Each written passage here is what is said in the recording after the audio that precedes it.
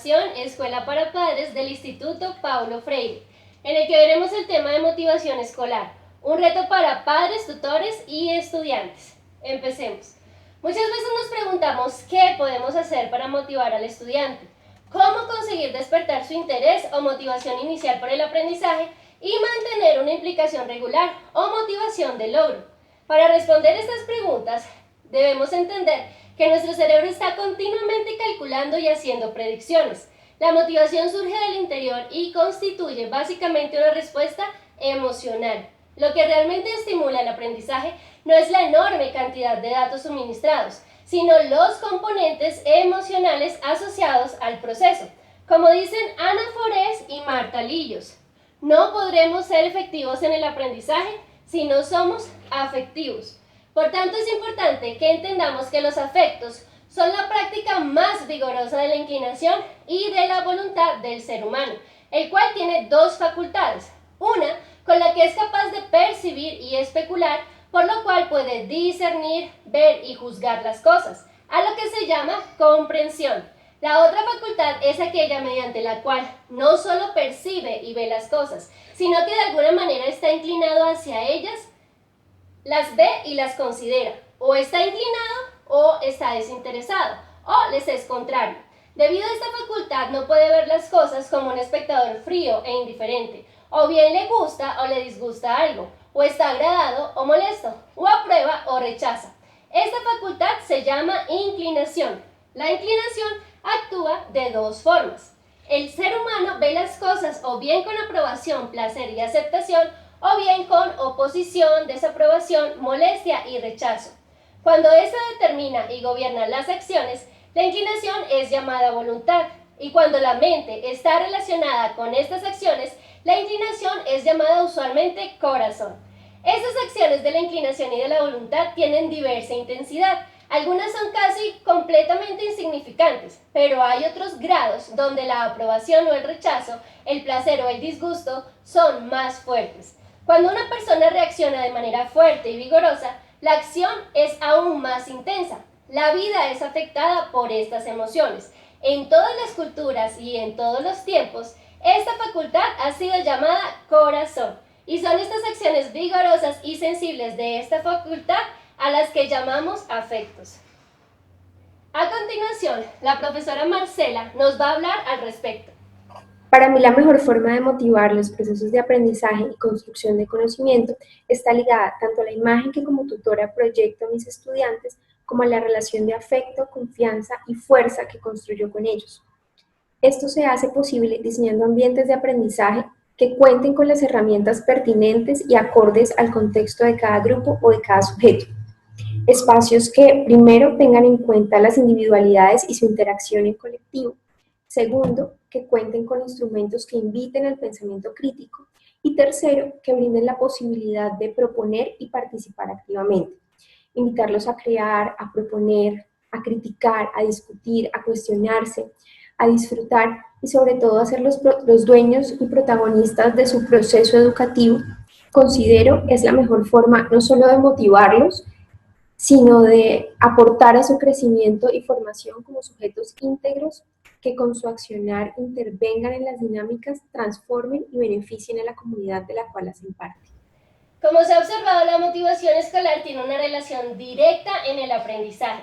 Dependiendo con qué estilo los educadores y los padres estimulen a sus estudiantes o hijos al saber, la motivación escolar se desarrollará de una manera u otra. No obstante, no se debe olvidar que cada estudiante es distinto al resto. Para que la adquisición de saberes se produzca, se debe establecer un entorno de confianza y participación para que todos ellos se sientan parte activa del proceso. Lo que a unos puede motivar, es decir, aceptación, a otros les puede resultar inútil, rechazo.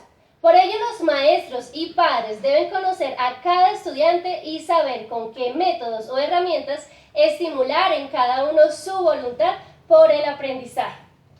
A continuación, la tutora Alejandra nos hablará acerca del tema.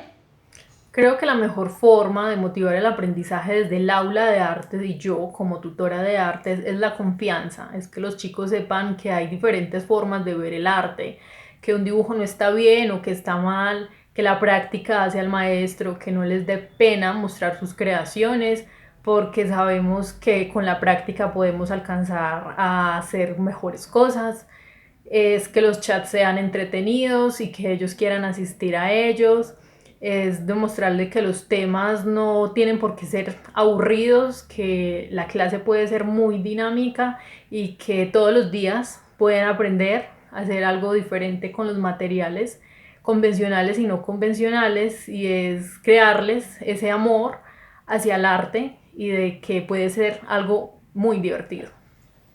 La motivación hace referencia a aquellas fuerzas determinantes o factores que incitan a los estudiantes a realizar los contenidos del aula, tener interés en preguntar y aclarar las dudas que se les presentan, participar de forma activa en la dinámica del aula, realizar las actividades propuestas, estudiar con las técnicas adecuadas, investigar, experimentar y aprender por descubrimiento, así como de manera constructiva y significativa. En definitiva, presentar una conducta motivada para aprender, acorde a sus capacidades, inquietudes, limitaciones y posibilidades, pues cada estudiante tiene unas características individuales. Dichas fuerzas pueden manifestarse interna o externamente. En el primer caso se le denominan intrínsecas y responden a las necesidades del estudiante para su supervivencia, con el fin de cubrir sus necesidades básicas como confianza, afecto, cariño, cuidado, seguridad, identidad, autoestima y autonomía. En el segundo caso se le conocen con el nombre de extrínsecas, las cuales corresponden a las estrategias utilizadas para el crecimiento, desarrollo y maduración de los estudiantes, cuyo culmen y máxima motivación es la formación de su personalidad y su autorrealización. Dichas metas están implícitas y reflejadas en los objetivos, contenidos conceptuales, procedimentales y actitudinales, metodología y actividades propuestas para cada nivel, ciclo o etapa del sistema educativo. Para que se alcance un proceso satisfactorio e integral, es de vital importancia tanto la motivación interna como la externa, debido a que ambas se complementan y resultan relevantes en la obtención de resultados educativos óptimos. Entonces miremos un poquito más acerca de la motivación intrínseca. Se trata de aquel objetivo que el estudiante se plantea por su propio sentir hacia algo. En esta ocasión no depende de nada externo, tan solo la competencia y una meta propia que se marque la persona, en ocasiones por superación personal. Es aquella motivación que surge por un placer, como es el caso de saber los nombres de los personajes de una serie de televisión. El estudiante no espera una recompensa, lo hace por su propio interés. En cuanto a la motivación extrínseca, se pretende recibir cierto premio externo o tal vez evitar algo, pues se realiza la acción por esperar algo del exterior. Por ejemplo, cuando se realiza una tarea de la casa con el objeto de que los padres se lo reconozcan y lo premien, dejándolo salir antes de tiempo a jugar. La motivación entonces lleva consigo una serie de factores o elementos que hace que ésta se dé en los estudiantes. Existen, por tanto, factores personales que influyen directamente en el desarrollo de una tarea, pues la influencia llega a partir de los objetivos y las metas que éste se propone. Otro factor es el entusiasmo que muestra el tutor. Este factor se puede observar fácilmente, pues ¿cuántas veces una asignatura nos ha apasionado sin haber otro indicio que la forma en que la imparte el tutor? La motivación se transmite cuando el esmero que pone el maestro es idílico. Además de la relación entre los iguales, el buen clima escolar y la aceptación que el estudiante sienta, si el padre o el tutor tienden a aceptarlo, a hacerlo sentir el mismo, la motivación se puede incrementar en consecuencia. Otra gran influencia viene a partir de las metodologías participativas e idóneas que motivan y del uso de las TICs como fuentes de motivación. Hablamos de las herramientas oportunas para fortalecer y fomentar la creatividad a través de distintos estímulos. En cuanto a la significatividad del aprendizaje, lo veremos después, pero por ahora veamos entonces al tutor Ricardo, que nos hablará acerca de las TICs. Considero que la mejor forma de motivar el aprendizaje en cuanto a la parte matemática es dando a conocer el contenido de la semana, no solo en forma teórica, sino también dar a conocer la aplicación o la utilidad de dicho concepto que se está aprendiendo, para que el estudiante sepa el por qué es importante aprender ese concepto, que vea que la matemática no es solo resolver operaciones mecánicas, siempre las mismas operaciones. También a la hora de realizar nuestros encuentros, transmitir entusiasmo y confianza para que entre todos construyamos a base de preguntas y conjeturas el concepto matemático de la semana. No olvidar también brindar herramientas que permitan una mejor visualización y comprensión de algunos conceptos abstractos, como lo son en la parte matemática las funciones, las derivadas, las integrales, los casos de factorización. Son conceptos que son muy abstractos por el estudiante. Entonces, por eso se brindan algunas herramientas, como lo son GeoGebra, Cabri, SPS, que son unos programas que permiten una mejor visualización de ese concepto matemático. En cuanto a la significatividad del aprendizaje, podemos afirmar que en el momento en que el estudiante le atribuye un significado a su función, la motivación cambia. ¿Cuántas veces el estudiante se encuentra diariamente con conocimientos que aprender que no le resultan difíciles y poco prácticos? Además, ¿cómo cambia todo cuando observa que lo puede poner en práctica en el día a día? Los estudiantes que poseen metas de aprendizaje aprenden más que aquellos cuyas metas se orientan al desempeño. Por ejemplo, pasar la materia. Por último, otro factor relevante es la posibilidad del éxito. Contemplar entre las posibilidades conseguir excelentes resultados en la acción equivale a contemplar una excelente motivación. Por ello, aquellos estudiantes que mantienen como objetivo el fracaso probablemente no logran conseguir el éxito. Estudiantes con determinados tipos de atribuciones sobre su éxito escolar, específicamente atribuciones internas, controlables y modificables por ellos mismos, obtienen mejores resultados. A comprender el significado del esfuerzo, de la superación ante las dificultades que se dan mientras se busca el camino establecido para alcanzar las metas propuestas. La predisposición a aprender algo nuevo viene ligado a las competencias, a las capacidades, a las tácticas y las estrategias que junto con la predisposición y la motivación se podrán conseguir. Por otro lado, encontramos el valor que es asignado a las actividades. El valor está compuesto por 4 componentes que son la importancia, el interés, la utilidad y el costo. La importancia corresponde a cuán relevante es para el estudiante realizar bien la actividad. El interés corresponde al disfrute, el gusto por hacer la actividad. Cuando la actividad es valorada intrínsecamente, existen importantes consecuencias psicológicas que repercuten positivamente en el desempeño. Expresado de otro modo, este componente corresponde al interés que suscita en el estudiante. La utilidad percibida de la actividad se refiere a en qué medida una tarea se adecúa a los planes futuros de la persona. Y el costo alude a la percepción del estudiante respecto de cuánto deberá sacrificar o invertir para realizar la actividad. Una segunda perspectiva que complementa lo anterior focaliza la motivación en los motivos que dan sentido a aprender. Dicho de otra manera, en los motivos que contextualizan y favorecen la activación de los recursos cognitivos para aprender. La experiencia pedagógica y la evidencia científica muestran que un estudiante puede querer realizar las actividades por muy diversos motivos o razones. Estas razones van desde la evitación, como por ejemplo, motivación puntual por realizar la actividad para salir a jugar, o a más largo plazo para que los padres y el tutor lo dejen en paz, hasta motivos de verdadero interés por el aprendizaje. Así, en el contexto escolar, la pregunta motivacional no está solo referida a por qué los estudiantes querrían realizar las actividades propuestas por el tutor, sino que además debemos complementarla con la pregunta sobre por qué los estudiantes querrían aprender dichos contenidos, por qué activarían sus recursos cognitivos para aprender. Desde esta perspectiva, Valenzuela ha hecho una clasificación de tipos de motivos, que serían el marco a partir del cual los estudiantes otorgarían sentido a aprender. Estos motivos se agrupan en torno a responsabilidad social. Aprender tiene sentido para poner los conocimientos al servicio de la sociedad. El primero de los sentidos corresponde a concebir que lo que se aprende es para ponerlo al servicio de los demás.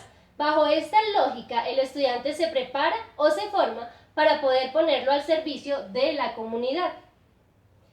El segundo es el desarrollo personal. Aprender tiene sentido para desarrollar las aptitudes personales. Tiene que ver con la realización personal, con ser mejor persona y aprovechar las propias capacidades. Movilidad social. Aprender tiene sentido para mejorar la situación socioeconómica de ascenso social. Se verifica una valoración del aprender como un medio para mejorar su situación económica o para conseguir por sus propios medios una mejora de lo que tiene a merced de sus padres.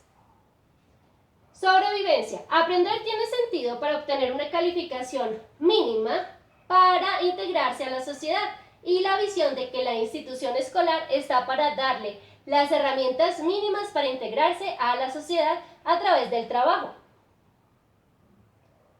El mal menor. Aprender tiene sentido para satisfacer otros fines, normalmente de carácter contingente, permisos, premios, evitar castigos, entre otros. Está vinculado a la concepción de que aprender tiene sentido fundamentalmente como un medio para lograr otros fines. En síntesis, entender la motivación escolar pasa por comprender tanto la motivación a las actividades como la motivación al aprendizaje. Es importante integrar dentro de la formación motivacional esta dimensión más general que va más allá de la actividad y a la que llamamos aprendizaje. En esta línea tenemos que tomar conciencia de que no basta con que el estudiante quiera hacer la actividad. Es crucial que el aprendizaje tenga sentido para el estudiante y que el padre y el tutor puedan conectarse con aquellos motivos del estudiante que pueden dar significado a la activación de los recursos cognitivos para aprender. Evidentemente, lo anterior no implica abdicar frente a la lógica del estudiante y sus motivos para aprender, sino tomar esos motivos como un punto inicial, a partir del cual se puede ampliar el horizonte de sentido de los aprendizajes propuestos. A continuación, el profe Luis Fernando nos hablará un poco también acerca de este tema. Considero que no existe la mejor manera o la mejor forma de motivar el aprendizaje en los estudiantes, dado que no se puede ver la motivación como un proceso estático, o más bien como el resultado de un proceso estático. La motivación es la pasión con la que el estudiante desarrolla ciertos procesos, por eso vemos motivación en el deporte, motivación en las artes y demás. Cuando el tutor logra llevar al proceso de aprendizaje casi a la zona de confort del estudiante, está logrando un mayor grado de motivación en él. Para lograr esto, considero que el tutor debe tener en cuenta dos aspectos fundamentales. El primero es el contexto en el cual se encuentra el estudiante, entender su cultura, entender sus códigos morales, entender sus gustos y demás.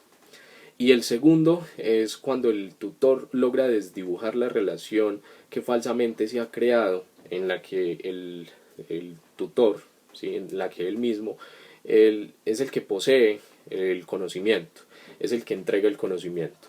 Cuando el tutor le enseña al estudiante que entre ambos están construyendo un proceso de conocimiento y un proceso de saber, le está generando mayor confianza. El reto que nos planteamos los padres y tutores es el de favorecer la motivación intrínseca de los estudiantes, esa que nos permite dedicar mucho tiempo a una actividad que nos apasiona, en detrimento de una motivación extrínseca, basada en premios y castigos, que resulta insuficiente para promover un aprendizaje profundo. A continuación veremos 7 etapas importantes para la motivación inicial. La motivación de logro, los procesos de evaluación, sin dejar a un lado la importancia de los factores sociales. La primera etapa es la de curiosidad. Los seres humanos somos curiosos por naturaleza y suscitar la curiosidad en el aprendizaje activará los mecanismos emocionales del estudiante que le permitirán focalizar la atención y de esta forma aprender. Es imprescindible hacer presentaciones activas y variadas que puedan alternar visualizaciones de videos, planteamientos de preguntas, utilización de anécdotas o ejemplos adecuados. Una forma de despertar la curiosidad del estudiante es planteando problemas, donde lo importante es la fase inicial, no resolverlos, sino comparar diferentes procesos de resolución y qué tipo de dificultades originan. La siguiente etapa es el interés. Como vimos anteriormente, es muy difícil que el estudiante se interese por algo si entiende que la tarea de aprendizaje no es útil o relevante. Por ello es muy importante conocer a través de los procesos de evaluación iniciales cuáles son esos intereses personales. En este proceso inicial se han de clarificar los objetivos del aprendizaje que han de ser reales y que nos permitan decir, te lo pido porque lo puedes hacer, y que no se han de restringir solamente a lo académico. Cuando los contenidos que se van a trabajar son contenidos reales, cercanos a la vida del estudiante y con un enfoque interdisciplinar, es más fácil que se motive. Nuestra siguiente etapa es el reto. El estudiante puede desmotivarse tanto si la exigencia de la tarea es grande, se siente aburrido o abrumado y ve que no progresa, como si es pequeña, muy fácil para él. Es por ello que los objetivos de aprendizaje han de constituir retos adecuados que le permitan mostrar sus fortalezas. Evidentemente, para que exista un reto se ha de salir de la zona de confort. Y en este proceso, el papel de los tutores y padres como guías, cuando analizando y guiando al estudiante cuando los errores aparezcan, es esencial. El estudiante puede y debe aprender a controlar el estrés perjudicial. Un cierto grado es conveniente para activarnos, pero el estrés crónico es dañino, y adquirir confianza también cuando sus tutores y padres muestren expectativas positivas. Para que una tarea constituya un reto para el estudiante, es necesario permitirle un inicio exitoso y que consiga que la exigencia de la actividad sea adecuada. Si ocurre esto, estará motivado para continuar el trabajo. Si se consigue el objetivo inicial, paulatinamente hemos de aumentar la dificultad y complejidad de la actividad e ir encontrando nuevos desafíos, como ocurre cuando los chicos juegan videojuegos. Serán capaces de pasar al siguiente nivel cuando ya estén preparados para ello. A continuación, el profe Jorge nos hablará acerca de la cuarta etapa, que es el protagonismo. Bueno, considero que la mejor forma de motivar el aprendizaje de mi estudiante es la comunicación que se establezca desde el inicio del aula. De ahí depende la relación que tenga el estudiante tanto con el tutor como con los contenidos establecidos. Lo segundo es la libertad que se le dé para el uso y manejo de ciertas herramientas tecnológicas. En ese sentido, pues yo les doy la oportunidad de que ellos manejen una herramienta tecnológica dependiendo de sus habilidades y no de una serie de exigencias que el tutor esté dando. Lo tercero es que me gusta que el estudiante sea el protagonista de su aprendizaje y no un simple observador. En ese sentido, le digo al estudiante que el conocimiento está al alcance de todos y para todos.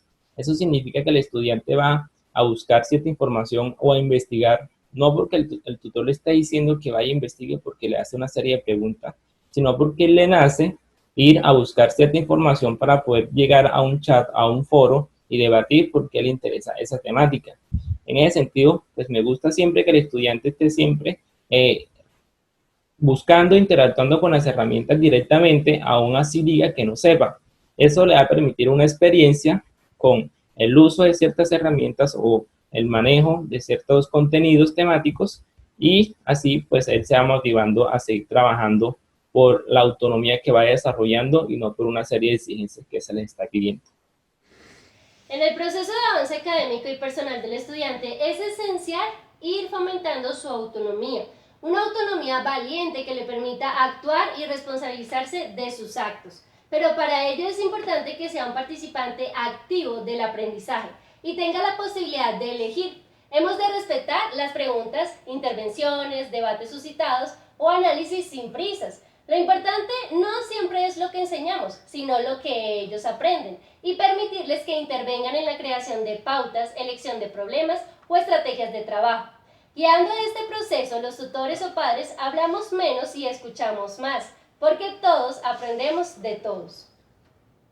La utilización de estrategias educativas como el aprendizaje basado en proyectos o el basado en la resolución de problemas también es esencial. Diversos estudios avalan la idea de que los estudiantes consolidan mejor la información en la memoria a largo plazo cuando participan de forma activa en el aprendizaje, por lo que resulta muy beneficioso que los estudiantes se enseñen entre ellos, realicen experimentos o discutan los contenidos antes de observar a otros hacerlos, viendo un video o escuchando pasivamente sus explicaciones. Hay algunas estrategias de experimentación que facilitan el proceso de aprendizaje como son símbolos orales, símbolos visuales, imágenes fijas, radio, grabaciones, películas, televisión educativa, exposiciones, visitas y excursiones, demostraciones, dramatizaciones, experiencia simulada y experiencia directa. Nuestra quinta etapa es el progreso. La memoria es esencial para el aprendizaje. De hecho, son dos procesos indisolubles y lo que ocurre es que hay que hacer un buen uso de ella en cada actividad. Para que el progreso del estudiante sea real, se ha de poder integrar la nueva información con la ya conocida. Y para optimizar el aprendizaje, el cerebro necesita retomar y reforzar todo aquello que tiene que asimilar, automatizando así toda una serie de procesos que liberan espacio en la memoria de trabajo y nos permiten reflexionar mejor. En este proceso de crecimiento continuo es esencial elogiar al estudiante por su esfuerzo y no por su capacidad, porque así es más fácil ser perseverante y se elogia a todos, no solo a unos pocos como se ha hecho tradicionalmente, desmotivando muchas veces al resto. Cuando se elogia al estudiante por su esfuerzo y no por su capacidad, se mejora su motivación de logro y su perseverancia para afrontar tareas de mayor complejidad. Al respecto, la profe Juliet nos hablará un poco más sobre este tema. Lograr una motivación genuina en los estudiantes es el reto que tiene la mayoría de docentes, pues algunos estudiantes pueden estar motivados y llevar a cabo las tareas o trabajos asignados por el tutor o maestro. Sin embargo, sus fuentes de motivación pueden diferir. Como tutora de ciencias naturales, tengo en cuenta 3 factores a la hora de enseñar que deben ser secuenciales. El primer factor es la familiaridad del tema. Esto lo realizo planteando preguntas de la vida cotidiana, por ejemplo, en primaria, con el tema de alimentación animal. Pregunto, ¿todos los perros son carnívoros?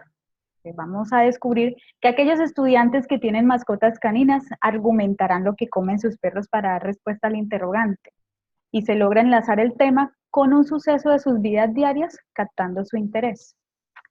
El segundo factor es el reconocimiento. Cuando los estudiantes notan que el tema es familiar, las participaciones aumentan y algunos se apropiarán de los conceptos trabajados y no solo es benéfico para ellos mismos, sino para el grupo en general. Aquí el tutor reconoce sus aportes y se les complementa de ser necesario. Esta estrategia es un tip de la enseñanza fractal y funciona en la mayoría de casos, funciona muy bien. Y por último, el avance. Es muy importante para los estudiantes sentir y notar que están creciendo en su aprendizaje. Por tal motivo, el reconocimiento atribuye mucho a este factor, pues los estudiantes deben sentir que es valorado su esfuerzo y constatan su progreso. Por eso actitudes como el revisar si ya se les calificó el trabajo, si ya se les valoró las actividades, es muy común en ellos. Es muy importante que como docente tengamos claro si realmente la motivación por la cual voy a impartir una enseñanza de dicho conocimiento es solo para que ellos aprueben o realmente para que los estudiantes aprendan. Sexta etapa, satisfacción. La satisfacción que produce al estudiante el ver que ha progresado y ha aprendido debe ser confirmada por la aplicación de criterios de evaluación claros, la utilización de rúbricas que tienen en cuenta su esfuerzo, su progreso y que no se limitan al nivel de conocimiento adquirido son muy convenientes.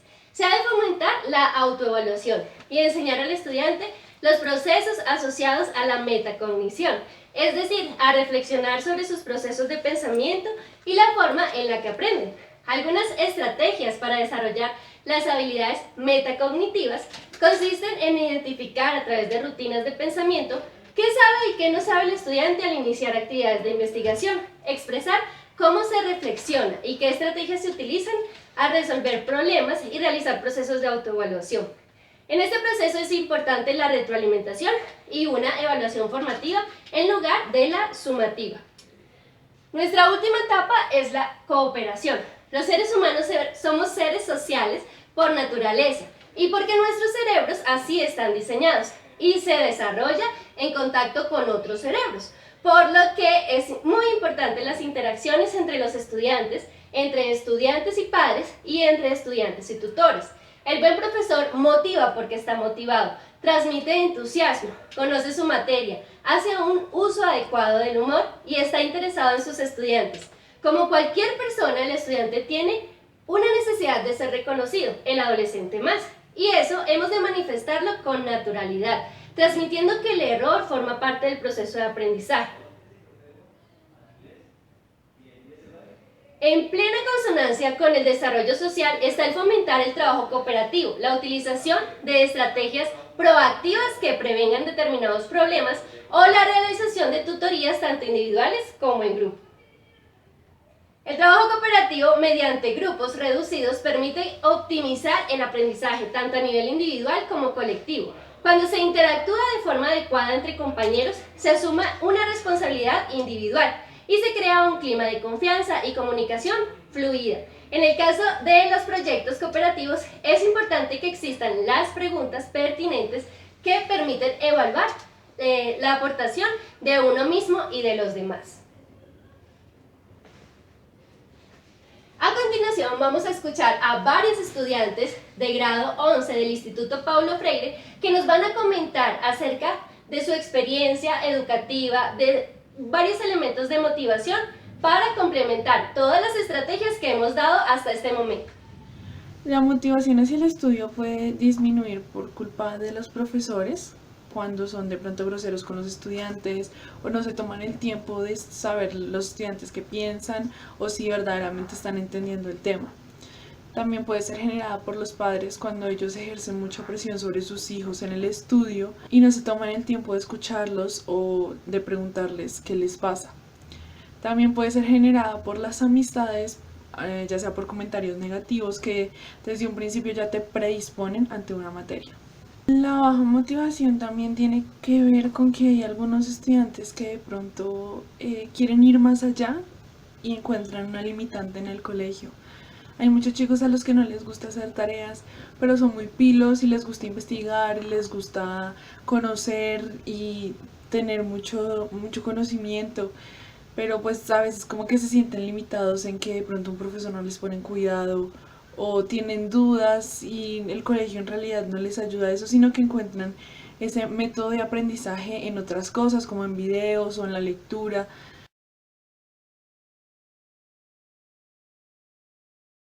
A los padres les recomendaría que escuchen a sus hijos, que se tomen el tiempo de saber por qué no les gusta una materia o por qué ya no quieren ir a estudiar y que de esa forma puedan irlos ayudando y encaminando según pues la dificultad que ellos presenten con la materia o con el estudio.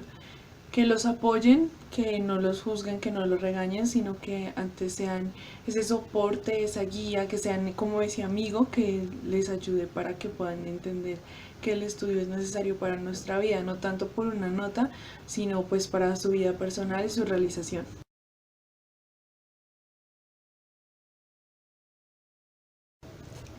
A los profesores les diría que traten de ser más dinámicos, porque pues a veces las clases pueden llegar a ser un poco aburridas, entonces al ser más dinámicos eso motiva a los estudiantes y pues la idea es que cada uno salga feliz de una clase y con más ganas de aprender. También les recomendaría de pronto que miren cuál es el ritmo de cada estudiante. Yo sé que es muy difícil porque hay muchos estudiantes, pero pues no todos vamos al mismo ritmo. Y cuando una persona como que se enfoca en que tú aprendas y se interesa en ti, pues eso también hace que el estudiante se interese por la materia. Lo otro es que deberían pues ayudarnos como a ver de qué nos sirve lo que estamos aprendiendo en nuestra vida cotidiana, ¿sí? Así de esa forma no lo vemos tan aburrido, sino que de verdad nos dan ganas de aprender y de ver que no es solamente algo que no nos va a servir para nada, que solo por la nota, sino que de verdad lo vamos a usar en nuestra vida.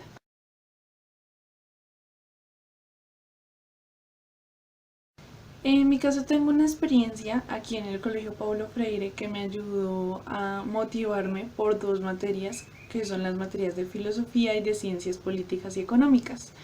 A mí la verdad muchas personas me han hablado de la filosofía como algo aburrido, pero cuando entré a ver esta materia, la profesora que tuvimos me abrió la mente, nos habló muy claramente de qué era la filosofía y nos escuchaba, o sea, nos daba los parámetros de la filosofía, la historia, pero también nos escuchaba como qué opinábamos nosotros y me hizo pues la verdad abrir mucho mi mente y empezar a pensar un poco más las cosas y ahora me encanta la filosofía. Y lo mismo fue con ciencias políticas y económicas. En realidad a mí la política no me interesaba y como que nadie me hablé de eso. Pero al ver esta materia con la profesora nos ayudó muchísimo, pues personalmente me ayudó muchísimo a ver que la política no es solamente lo que vemos en televisión, sino que nosotros también aportamos a esa política y que aunque no queramos escuchar o no nos interese, en realidad es algo que nos afecta. Y una mala experiencia que tuve fue cuando estaba en colegio presencial. Había una profesora que no era, digamos, tan tierna con los estudiantes. Entonces eso generaba que la materia me diera algo de fastidio. Y pues daba fastidio hacer hasta los trabajos y tener que entregarlos y entrar al aula. Entonces pues sí, también tiene que ver mucho la actitud de los maestros, de cómo te enseñan a ti, de cómo te tratan. Eso motiva o desmotiva a un estudiante. Un factor que a mí me aumenta es la pasión con la que habla el docente. Si él habla de su experiencia personal y cómo le ha cambiado la vida de esa materia, a mí se me hace perfecto y me encantaría pues aprender mucho más sobre este tema. En cambio, algo que puede hacer que disminuya es la repetición de lo mismo, que la clase sea igual siempre, o otro factor que también podría llegar a ser que yo no entiendo. Cuando yo no entiendo, yo me aburro mucho y dejo la materia. ¿Qué recomendaciones le harías a los padres para que ayuden a mejorar la motivación de sus hijos? Algo muy importante es la curiosidad. Despertarles como esa curiosidad y esas ganas de aprender más sobre lo que ya saben. Eso es algo muy importante que yo les recomendaría mucho a los padres. Aumentar esa curiosidad en los chicos. Y otro también podría llegar a ser el hecho de hablar bien de la materia. No decir que estudiar es aburrido, sino que ellos también como que tienen ese ejemplo de que estudiar es muy divertido, porque así es. Y para finalizar, ¿qué le recomendarías a los maestros para que ayuden a mejorar la motivación de sus estudiantes? Como contaba al inicio, para mí es demasiado importante el hecho de cómo hablan y cómo enseñan. Si lo hacen de una forma dinámica, con juegos o cosas así, yo me sentiría más motivada a aprender si es solamente con tablero o algo mucho más serio. Para mí es muy importante la pasión con la que habla el docente. Si él sabe del tema y está feliz hablando y le encanta enseñar, entonces yo me siento mucho más motivada a aprender. Por otro lado, está también como la despertar la curiosidad en los estudiantes, como decirles, ¿acaso ustedes sabían este tema o este otro? Entonces si al estudiante le encanta, pues va a empezar a averiguar más. A mí me pasó con el inglés. Yo odiaba el inglés, yo tenía un profesor. Él era muy repetitivo y no le podía gustar su arte. Para mí el arte de la enseñanza es importantísimo. Y si al docente no le gusta su arte o su profesión, pues no, el estudiante no va a querer aprender. En mi caso era algo muy parecido con el inglés. Ese profesor pues no le gustaba enseñar y siempre era muy repetitivo. Y yo no entendía, me aburría y entonces me estresaba. Yo no me podía gustar. Y hasta hace poquito volví a meterme en una academia de inglés. El profesor le encantaba, amaba su arte, le encantaba aprender y enseñar el inglés. Y esa pasión como con la que hablaba a mí me gustó. Y yo empecé a aprender muchísimo del inglés. Entonces pues fue como una experiencia muy curiosa, como el profesor es el que cambia. Para mí es muy importante. Los profesores son los que te pueden decidir si puedes seguir o si no. Son aquellos que te pueden cambiar tu vida, tu rumbo. Los profesores son muy importantes y en este caso yo ahora amo el inglés, me encanta el inglés gracias a este profesor que hablaba con tanta pasión de su tema. Creo que algo muy importante en mi motivación académica es el poder entender por qué y para qué estoy haciendo lo que estoy haciendo. El ver en el momento la meta y hallarle un sentido lógico a todo lo que estoy viviendo. Cuando yo tengo una meta y un objetivo específico claro, entonces no me encierro en el problema, sino que veo más allá y entiendo que este es solo un tramo del camino, ¿sí? Y entiendo el por qué estoy haciendo lo que estoy haciendo, entonces no me quedo estancada ahí. creo que eso es algo muy importante porque es a través de eso que realmente podemos avanzar a pesar de las dificultades y a pesar de que la motivación pueda estar baja, ¿sí? El entender por qué estoy haciendo lo que estoy haciendo no es algo sin sentido, sino que tiene una meta específica a la que yo anhelo llegar. Creo que también es muy importante el tema de un ambiente seguro tanto en el hogar como en la escuela. Yo necesito saber que a pesar de que muchas veces me voy a equivocar, no va a ser la primera reacción de las personas que me están acompañando en este proceso el atacar, sino el explicar, el arreglar las cosas, hablando, ¿sí? El solucionar los problemas sin necesidad de atacar. Creo que eso es algo muy importante porque entonces no abunde en mí el miedo a equivocarme, sino que estoy tranquila, experimentando y aprendiendo cada vez más con el acompañamiento de esas personas que están ahí. También es muy importante el hecho de poder palpar y ver lo que estoy aprendiendo. El poder llevar todo lo que estoy aprendiendo a mi vida diaria. Porque eso es algo que te motiva. Es como un detonante de motivación, por decirlo de alguna manera.